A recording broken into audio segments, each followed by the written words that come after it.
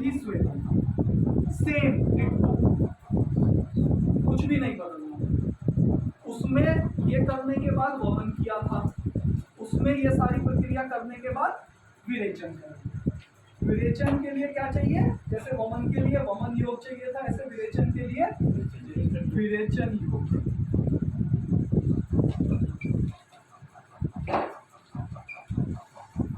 समझ में तो आ रहा है ना आपको? ठीक।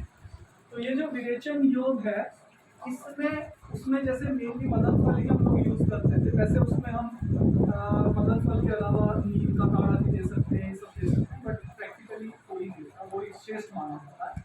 विरेचन योग में बहुत सारी चीजों का आपको ध्यान रखना पड़ेगा, और इसको बनाएंगे कैसे? किसी किताब में सिर्फ मानने की जरूरत नहीं है, कुछ करने की जरूरत नहीं है। मैं आपको बहुत अच्छा तरीका बताता हूँ इसको कैसे बनाएंगे हम।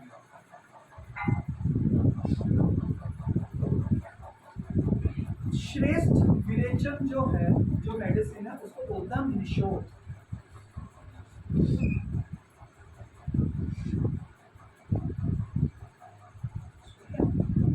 निशोथ पर होता क्या है? मृदु विरेचक होता है, कम करता है,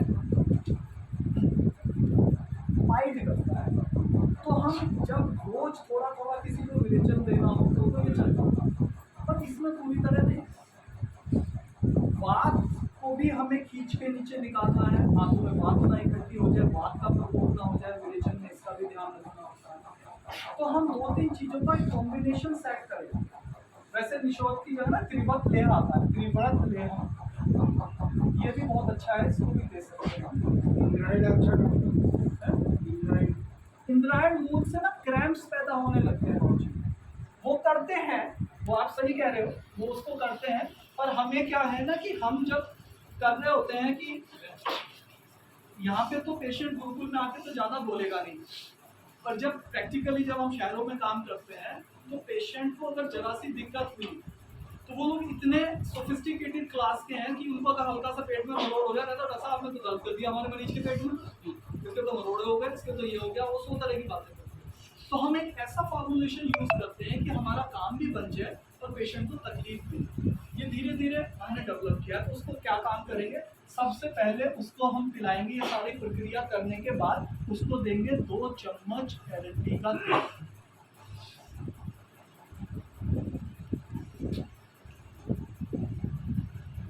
ठीक हो गया? ठीक है। उसके बाद हम उसको देंगे निशोथ, अगर सीधा नहीं मिलता है तो हम एविपत्ति का चूर्ण देंगे। एक एक का कारण बताऊंगा मैं कि क्यों दे रहा हूं ये चीजें। एविपत्ति का, फिर दूसरा हम देंगे उसको अभ्यादि मोदक या इच्छा वेदी रस भी दे सकते हैं, अश्कुंचुकी भी दे सकते हैं, अभ्यादि मोदक। ठीक है। और तीसरा है त्रिफला कावा। त्रिफला कावा होता क्या है कि क्योंकि हमें विरेचन को स्टिमुलेट करना है, तो जैसे बाबूजी ने कहा कि हम उसको क्या दे सकते हैं? इंद्रायण मूल दे सकते हैं, या हम उसको जमाल गोटे जयपाल के योग देंगे क्योंकि स्टिमुलेट करना। ये दोनों ही उष्ण वीर्य हैं और दहा पैदा कर देते हैं, बर्निंग सेंसेशन पेट में पैदा कर सकते हैं। तो उस बर्निंग से, क्योंकि ये देना जरूरी है, उस बर्निंग सेंसेशन को काउंटर करने के लिए हमने एविपत्ति का जोड़ दिया साथ में। ठीक है। वात अनुलोमित हो जिससे जल्दी हमें इफेक्ट आ जाए, इसलिए एरन फेल हो गया, और ये दर्द नहीं होने देगा क्योंकि वात को रुकने नहीं देगा। वात रुकेगी मूवमेंट में, आपको दर्द कर देगी, ये नहीं करते। त्रिफला ऑप्शनल लगता हूं क्योंकि त्रिफला पीते ही उल्टी कर देते हैं ज्यादातर, टेस्ट ही नहीं होता काढ़ा, इसको हटा दें, सिंप्लीफाई। तो जैसे मैं देता हूँ, झंडू की अभ्यादि मोदक आती है, 2 टैबलेट ये दे दी। एविपत्ति का ज्यादा मात्रा में देना है, 10 ग्राम 15 ग्राम देना है। एरंडी के तेल 2 चम्मच, इससे उसको एक अच्छा ठीक ठाक विरेचन हो जाता है, 8, 10, 7, 8 मोशन उससे हो जाते हैं। That is more than sufficient. इसलिए मोर देन सफिशिएंट है क्योंकि विरेचन अगर ज्यादा हो गया तो पेशेंट डिहाइड्रेटेड हो जाए, और डिहाइड्रेशन को फिर आप संभाल नहीं सकते बिना संभाल में। ठीक है। तो पेशेंट में ये देंगे, हल्के ल्यूकवार्म वाटर से देंगे, गुनगुने पानी से देंगे, शाम तक उसको विरेचन हो जाए। खाना तो देना ही नहीं है, विरेचन में तो देना ही है, विरेचन में खाली पेट नहीं। विरेचन से पहली रात को अल्प आहार किया जा सकता है, जैसे वमन से पहली रात को गुरु आहार करते हैं, विरेचन से पहली रात को अल्प आहार, मूंग की दाल का पानी पिला देंगे,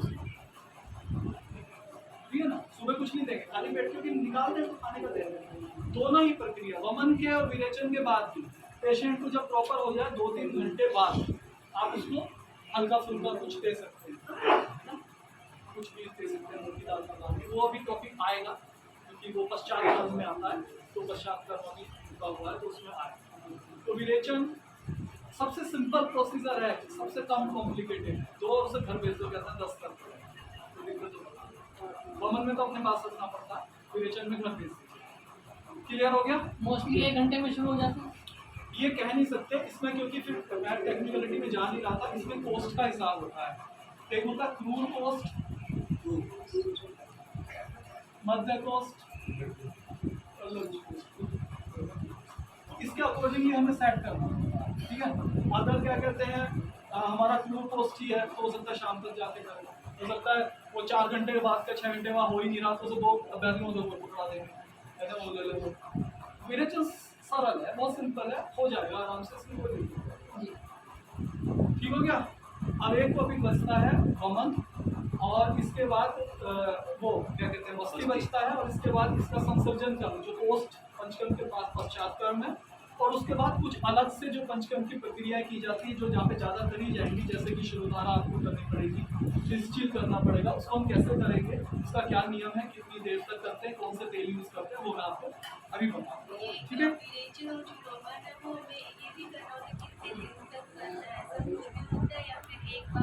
एक ही बार होता है ये, इतना ऑपरेशन हम 4 दिन में थोड़ी करेंगे, ऑपरेशन थिएटर में लेके करके निकालना है बस, ये हो गया, एक प्रक्रिया, सारी तैयारी पहले की।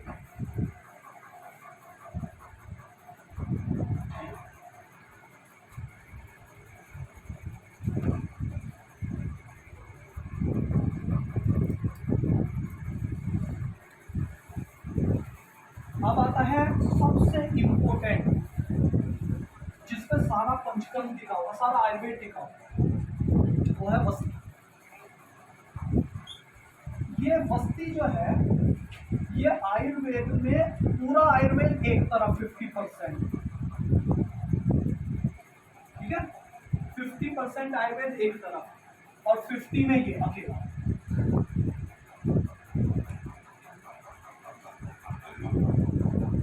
ठीक है। वस्ती को आधी चिकित्सा माना जाता है, ठीक है। तो अब हम वस्ती को देखते हैं, तो वस्ती को हम ध्यान से समझेंगे।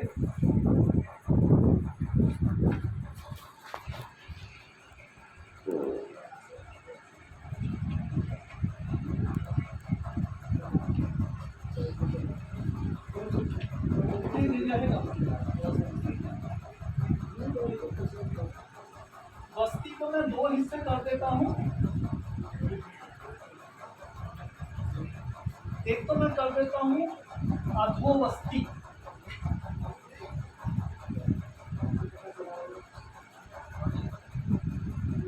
और एक मैं कर देता हूँ उत्तरवस्ती।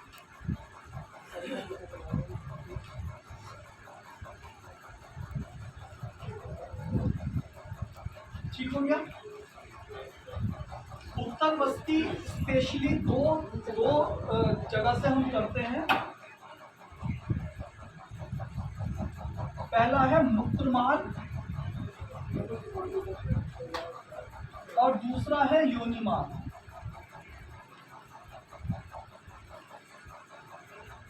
योनि मार्ग, इनसे उत्तरवस्ती की जाती है। आयुर्वेद में जितने भी महिला चिकित्सक,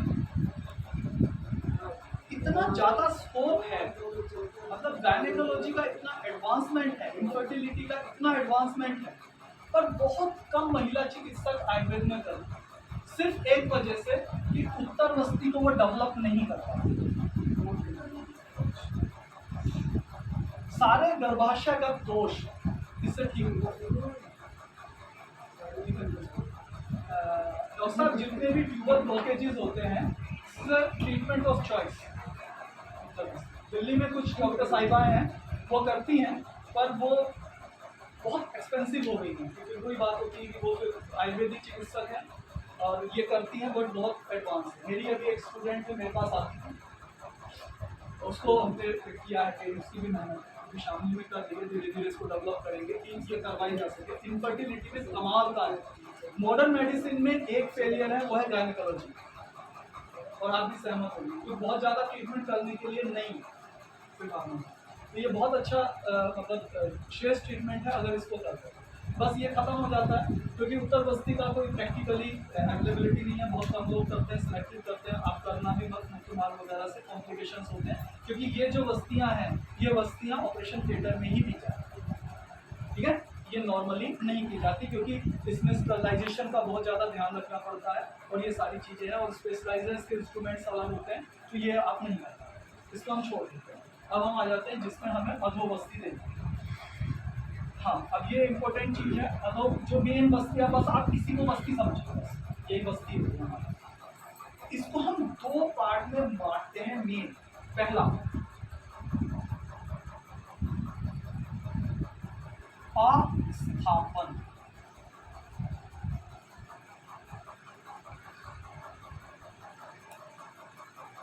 ठीक है, अस्थापन पहला, और दूसरा है अनुवासन।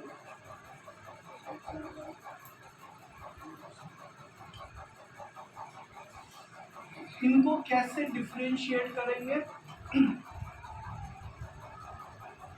अस्थापन, जिसकी स्थापना ना हो, जिसको स्थापित ना किया जा सके, उसे हम बोलते हैं अस्थापन। स्थापना ना किया जा सके कि ये बस्ती जब हम देते हैं तो 15-20 मिनट के बाद ही बाहर निकलता है, ठीक है, इसकी स्थापना नहीं होती। इसी का दूसरा नाम क्या है? निरूह।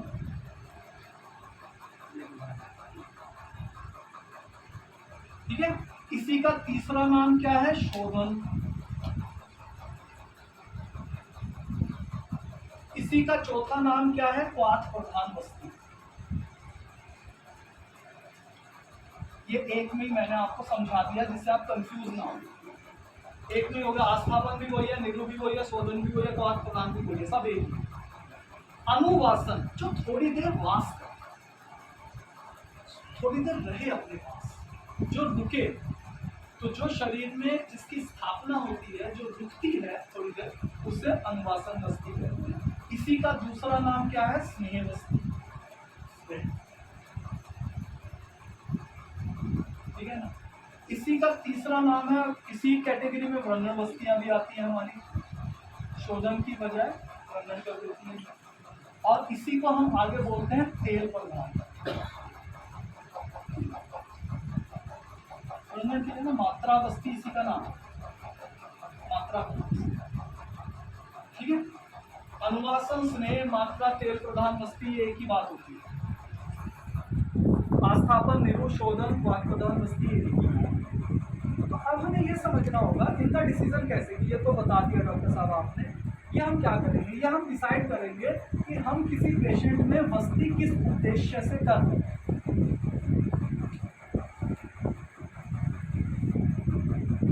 हम किसी पेशेंट में दो प्रोसेस चली थी शुरुआत से ही, शमन करना था या शोधन करना था। अगर मैं शमन को दूसरा एक नाम दे दूं कि हमें तर्पण करना है,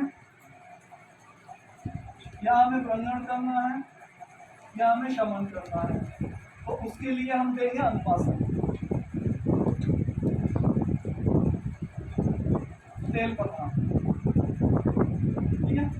शमन करना है, तर्पण करना है, स्नेहन करना है। इसका एक नाम स्नेह बस्ती भी है, ये भी लिख लीजिए, ठीक है ना, क्योंकि तेल प्रधान है, स्नेह बस्ती।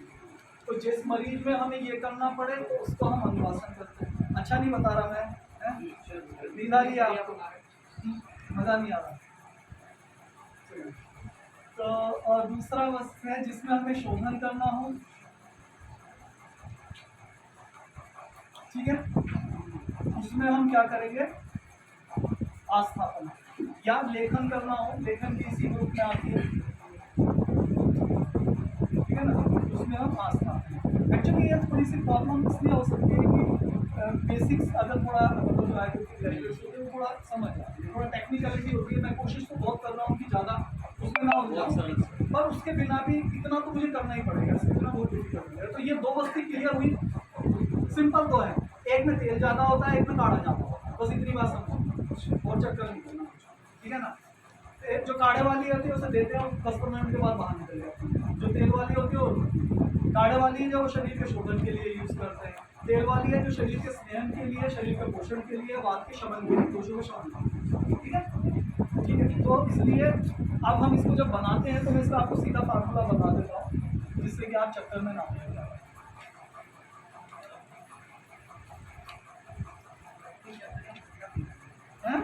बस्ती का मतलब, बस्ती बोलते हैं पहले जमाने में, अभी तो ये जो लेके आए हैं इंस्ट्रूमेंट्स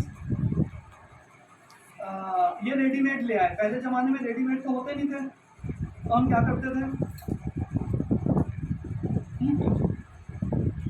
तो हम लोग क्या करते थे, बकरे का जो यूरिनरी ब्लैडर है, बस्ती बोलते हैं ब्लैडर को, urinary bladder, that is Basti, got it.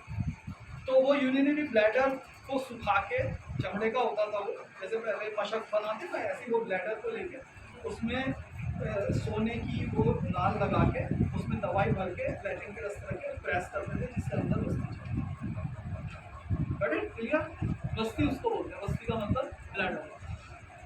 तो अब हमारे सामने जब हम बस्ती बनाएंगे तो मैं आपको सिंपल बता देता हूँ, बनाने में ज़्यादा टेक्निकलिटी जो है वो आस्थापन की है या नीलू बस्ती है, जिसमें भी देनी हो।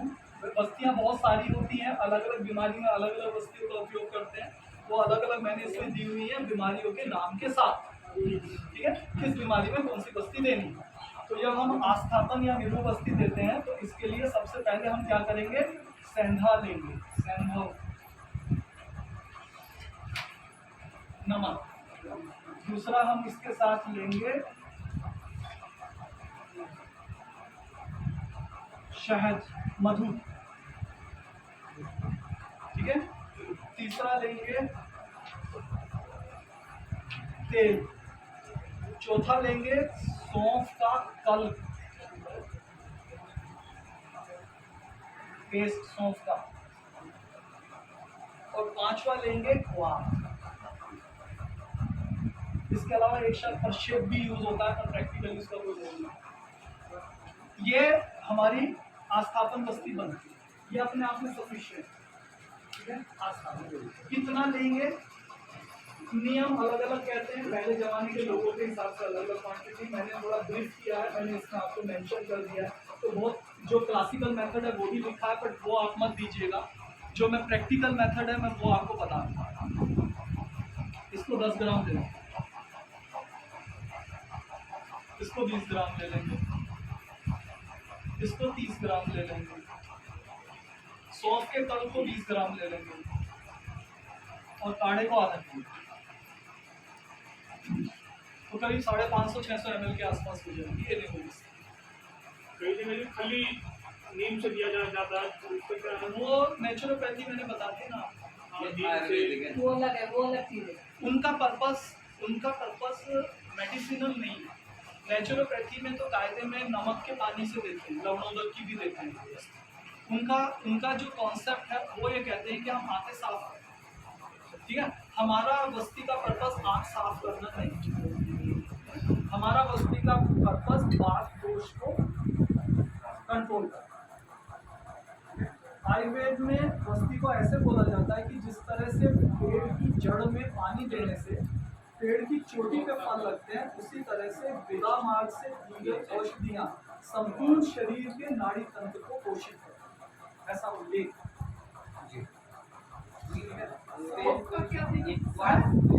तेल सिंपल ले लेंगे ना, या तो तिल का तेल ले लेंगे या बीमारी के हिसाब से ले लेंगे। अब मान लीजिए बात का शमन करना, जोड़ों का मरीज है तो शमन तेल ले लो आप, इसको तो सिंपल तिल का तेल मिला दो ना। अब तेल जिसमें देना, सुनिए वो मैं अभी आ रहा हूँ, जो तेल प्रधान बस्ती है उसका भी जिक्र करूँगा, जिसमें खाली तेल से इसलिए दे रहे हैं। बादशाह बने ना तो कौन से देंगे बादशाह, अरे महाराष्ट्री देंगे, दशमूल देंगे, निर्गुणी देंगे, और क्या। यहाँ पूरे पंचकर्म में जब भी बस्ती का जिक्र आएगा निर्गुंडी को गांठ मान लो बस। ये हो रही है, इसमें निर्गुंडी दे दो।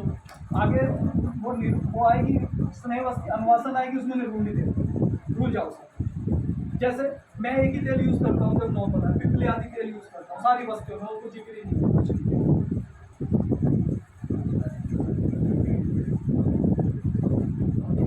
अब हम अगली बस्ती आ जाते हैं जिसको हमने कहा था, हम कहेंगे इसको अनुवासन बस्ती या स्नेह बस्ती,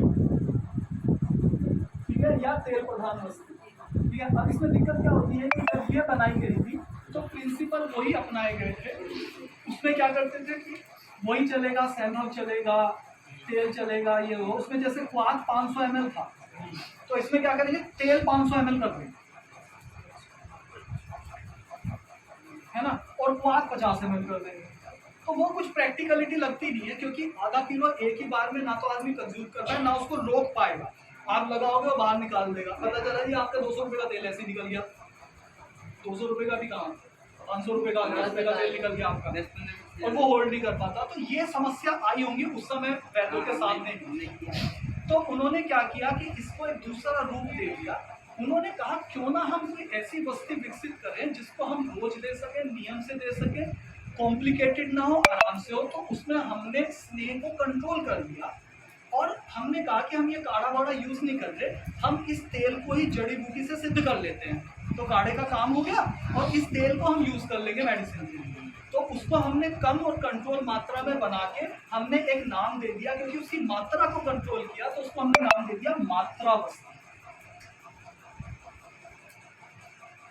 ठीक है। तो जितनी भी आप नॉर्मली अनुवासन सुनते हो या स्नेह सुनते हो वो सब मात्रा बस्ती, ठीक है। बहुत सिंपल हो जाएगी अभी आप सीखा, ठीक है। अब इसमें ये है कि अगर शास्त्रों पे चलते हैं तो वो कहता है, कोई कहता है स्नेह की मात्रा 960 ml होनी चाहिए, कोई कुछ कहता है। नियम बना लो एक सिंपल सा, एक एडल्ट आदमी है नॉर्मल 60 ml दो, ठीक है। तेल है ये तो सीधा रेडीमेड तेल आते हो केरल के खूब मिलते हैं, सिंपल सीधा 60 ml। और थोड़ा सा मैं इसमें आपको पक्ष कर देता हूँ, 50 किलो तक का आदमी है तो 50 है, 60 किलो का हो जाएगा 60 ml, 70 किलो का हो जाएगा 70, ठीक है। ये बस्ती बच्चों में दी जा सकती है, बच्चों में डोज कम हो जाएगी 10 ml। इसलिए जनरली सेरिब्रल पाल्सी के जो बच्चे होते हैं, बच्चों के अंदर आपने देखा होगा मंगता होती है, सेरिब्रल पाल्सी बोलते हैं उसको, उनमें दी जाती है 10 ml देंगे, 10 से 15 ml। वजन के हिसाब से उन्हें जितना वजन उतना ही। एक्चुअली ऐसा कुछ बहुत शास्त्रों में उल्लेख तो नहीं है, और ये समय के साथ साथ जैसे हम लोग काम करते हैं देखते हैं तो इस तरह से इसको किया, इस तरह से इसको मालूम है कि इतनी डोज सफिशिएंट इसको डोज, ठीक है ना।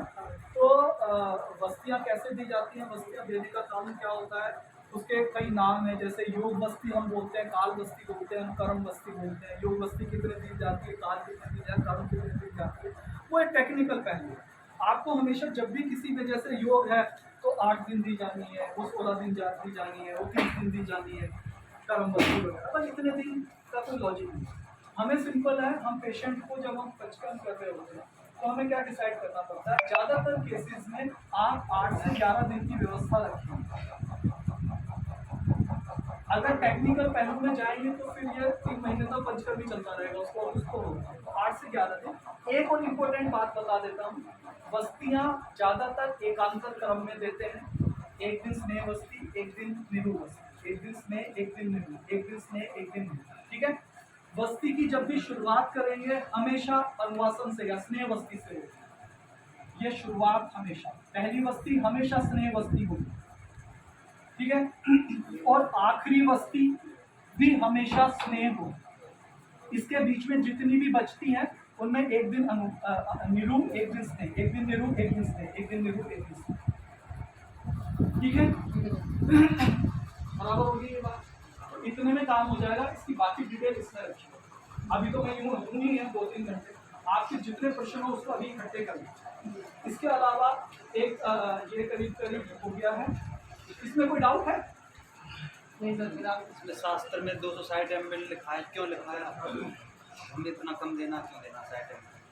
पहले क्या होता था कि स्थितियाँ देखो, जैसे आप महाराणा प्रताप का भाला रखा है, अब मेरे जैसे तो हिलने का भी नहीं, योगी के बला बल के हिसाब से, इसीलिए मैंने ये मात्रा बढ़ाई। अगर आपको लगता है कि आपके पास एक 10 आदमी है, 80 किलो का, 90 किलो का, इसको दे सकते हैं। दूसरा एक और था, ज्यादा स्नेह की मात्रा मंदाग्नि पैदा करती है, ठीक है ना। ज्यादा स्नेह की मात्रा को होल्ड करना मुश्किल है, और ज्यादा स्नेह की मात्रा एक्सपेंसिव है। मात्रा बस्ती का इसलिए ज्यादा पॉपुलरिटी है कि आप फ्रिक्वेंटली यूज कर सकते हैं, कितने भी दिन तक कर सकते हैं, रोज कर सकते हैं, टाइम नहीं सोचना है, खाना पीने का नहीं सोचना है, जैसे माना है। तो एक नियम होता है कि जब भी निरुवस्ती दी जाती है वो खाली पेट दी जाती है हमेशा, और स्नेह वस्ती जो दी जाती है वो खाना खाने के बाद। ठीक है? ये मैंने कहा कि कम समय में हर चीज को पॉइंट वाइज बताना, ये जितना मैंने बताया एकदम 50 लेक्चर की चीजें। सर भवन सुबह नहीं ले जैसे बस्ती शाम को लेते हैं सर? नहीं, ऐसा तो बहुत ज़्यादा प्रैक्टिकली पॉसिबल नहीं है, ठीक है ना। क्योंकि आपको आप ये मत सोचो ना कि वमन दे रहा है विरेचन दे रहा, आप ये समझो कि आप उद्देश्य क्या है पेशेंट के अंदर देने, किस दोष के लिए दे रहे, ऐसे का। और अगर मान लीजिए आपको बहुत ज़रूरी लगती है पेशेंट को, तो जिस समय हम स्नेह स्वेदन कर रहे होते हैं, पूर्वक्रम जब चल रहा होता है, उस समय हम वस्ती देना चाहते हैं। जैसे मैं अपने अस्पताल में सारे काम 5-7 दिन में कर देता हूँ, स्नेहन भी साथ साथ चलता रहता है, अमृत स्वेदन भी साथ साथ चलती रहती है, वस्ती भी साथ साथ चलती रहती है, और उसके बाद में वहनिया भी चलती है। पर वो फिर अभी दिक्कत होती है, आपको उलझ जाओगे, वो समझ नहीं पाएंगे। पहले बेसिक क्लियर होना चाहिए। ठीक है ना, हम फिर आ जाएंगे, फिर कोई बात नहीं, ठीक है ना। फिर आ जाएंगे 1-1.5 महीने के 2 महीने बाद, फिर एक दिन छोड़ने, फिर एक दिन है सरकार, आ जाओगे? लाना ही है, आ जाओ, तो लाना ही है। इसमें क्या होगा कि जो भी कॉम्प्लिकेशंस होगी, जो भी डाउट्स होंगे, जो भी दिक्कतें होंगी, वो फिर आएंगे। उसको एकदम मत कोशिश करना, थोड़ी थोड़ी चीज़ों से।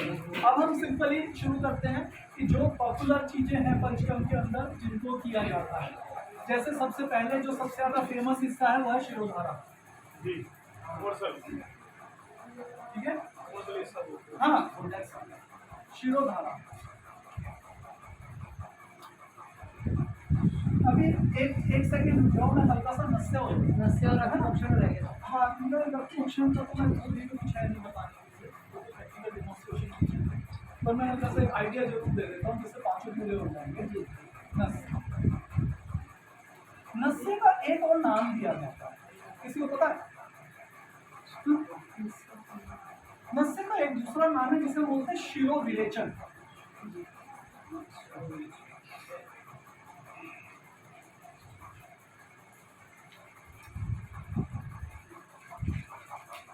ठीक है, शिरो विरेचन।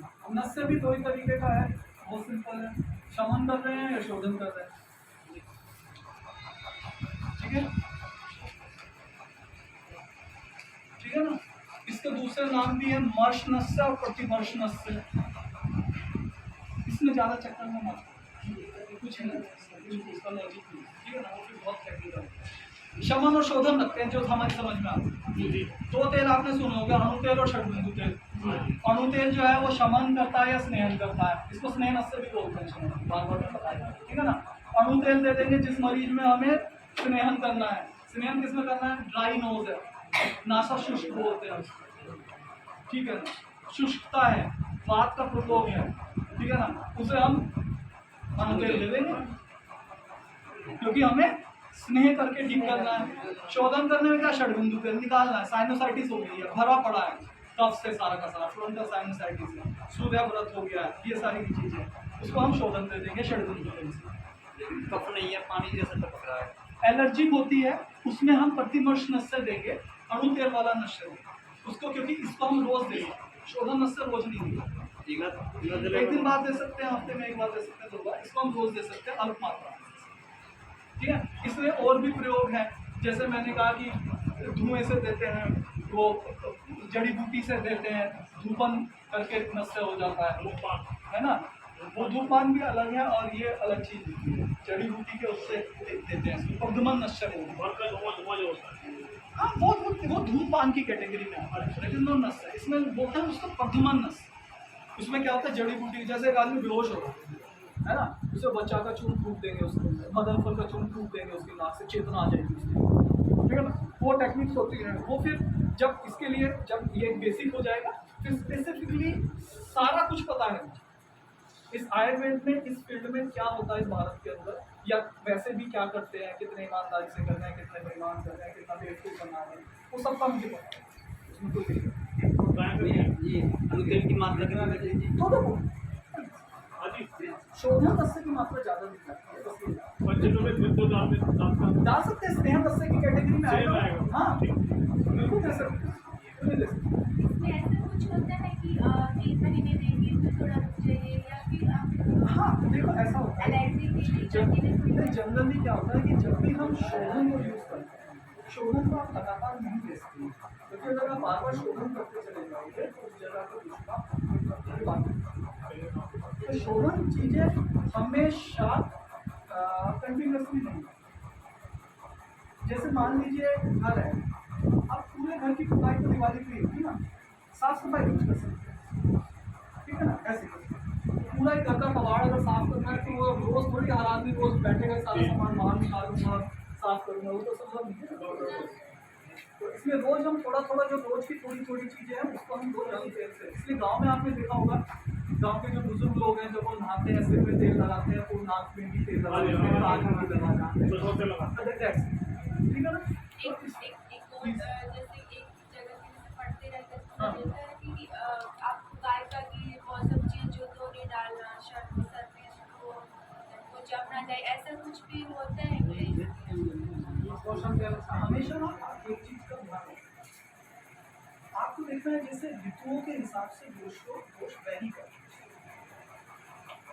जैसे क्या है कि वर्षा ऋतु में वात का, शरद ऋतु में पित्त का, वसंत ऋतु में कफ का।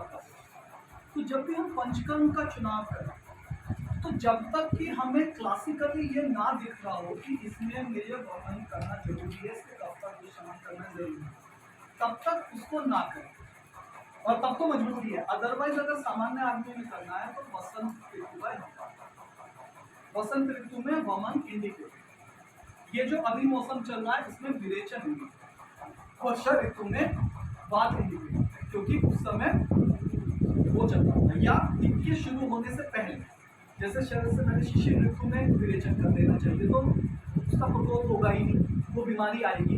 तो इसलिए पंचकर्म दो उद्देश्य से किया जाता है, एक स्वास्थ्य के संरक्षण के पर्पज से, ठीक है, और एक व्याधि के।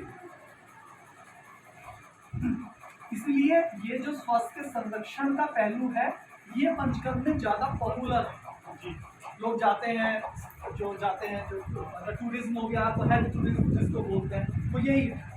इसमें क्या करते हैं कि हम स्वास्थ्य का संरक्षण करते हैं सर्विस के जाते या मतलब या डिटॉक्सिफाई करते हैं। तो उसका एक मैं कंप्लीट एक छोटा डिटॉक्सिफिकेशन का मैं बता दूंगा, 13-14 दिन का है कि उसके अंदर आप सारी चीज़ें कैसे करोगे फटाफट, ठीक है। तो इसमें जब स्वास्थ्य संरक्षण में जाते हैं तो इसमें ज़्यादातर वो चीज़ें, या तो हम पेशेंट को ये कहें कि अगर आपको अपने का हेल्थ रखना है तो इस मौसम में आके आप अमल करा जाइए, या इस मौसम में विरेचन करा जाइए। अगर ऐसी व्यवस्था नहीं है तो फिर हम इस तरह से करते हैं कि वमन वगैरह जनरली नहीं करते हैं, उसको विरेचन और बस्ती इन्हीं दो ट्रीटमेंट में तो हम कंप्लीट करते हैं। नशे वगैरह उसी के साथ हो जाता है, अक्षी तर्पण उसी के साथ हो जाता है, क्योंकि अभी इसमें बहुत सारी चीज़ें बच गई हैं। जैसे जो स्नेह का पार्ट, स्नेह स्वेदन था, स्वेदन में यहाँ कटी बस्ती होती है जो लोकलाइज करते हैं, तो उन्हीं को मैं अभी अलग से बताने जा रहा था, जिससे कि ये छोटे छोटे ट्रीटमेंट्स आप लोग कर सकते हैं। तो हमारे पास शिरो विरेचन नस्य हमारे पास क्लियर हो गया, समझ में आ गया। तो अब इसके पास हमारे पास रक्त मोक्षण बचता है।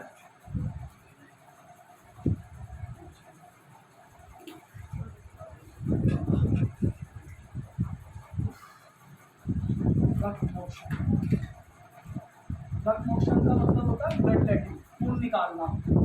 सिंपल भाषा, खून निकालना। खून निकालने के कई तरीके हैं, 4 तरीके होते हैं। प्रच्छान है, लीच है, जलोका बोलते हैं, अलाबू है, श्रृंगी जिसको बोलते हैं, और एक और सिरावेद। तो ये 4 हिस्से होते हैं, ठीक है।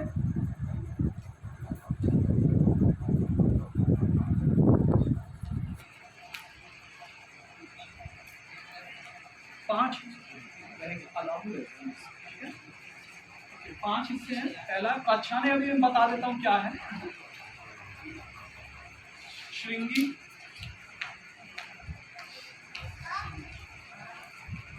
अलाबू, जलोका और सिरावेद।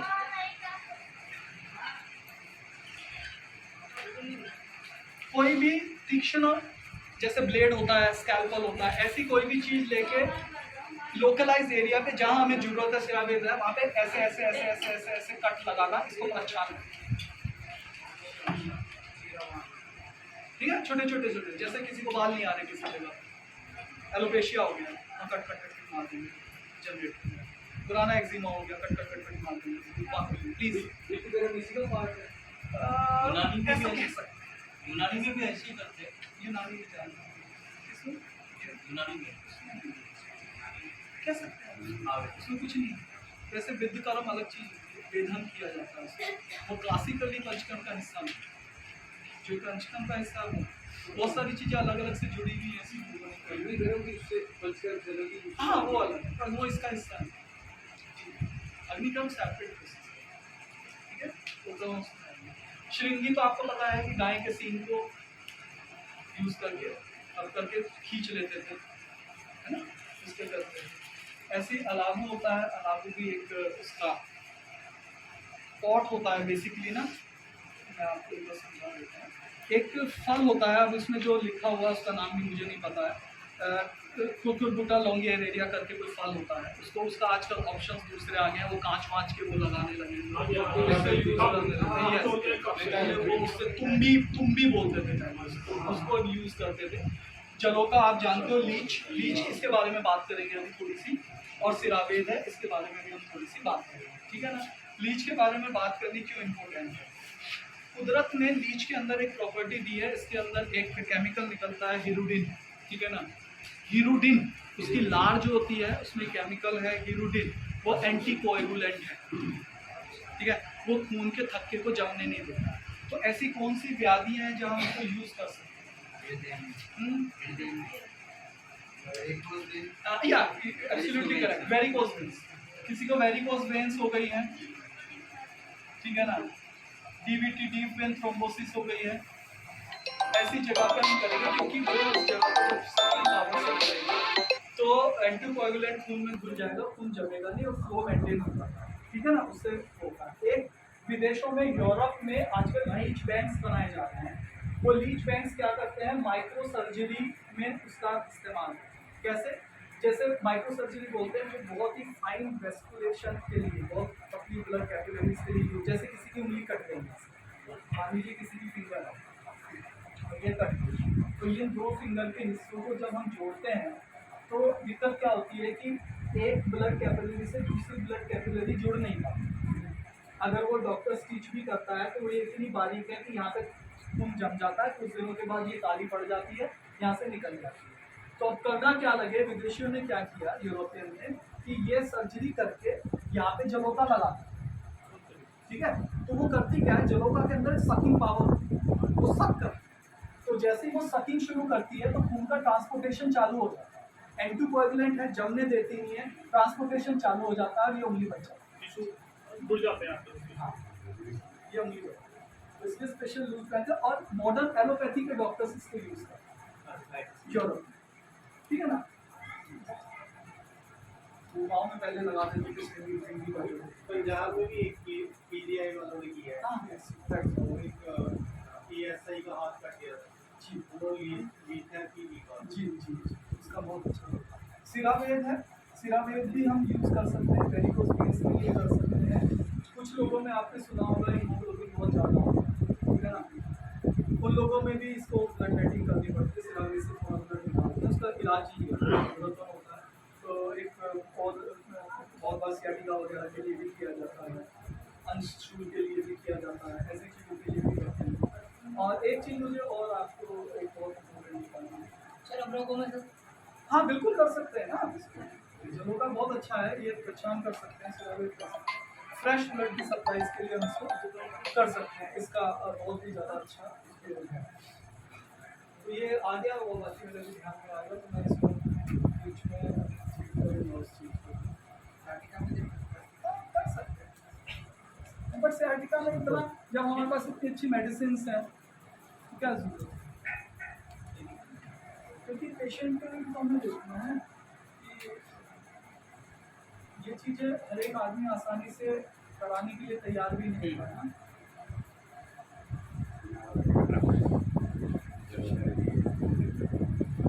अगर कोई वो चीज़ रहनी तो अभी वो हाँ हाँ वो तो मैं करूँगा ना। आप लोगों में कोई पर्सन है तो पूछ लो। क्वेश्चन पूछिए, क्वेश्चन पूछने का सही पता चलता है मामला। जड़ों का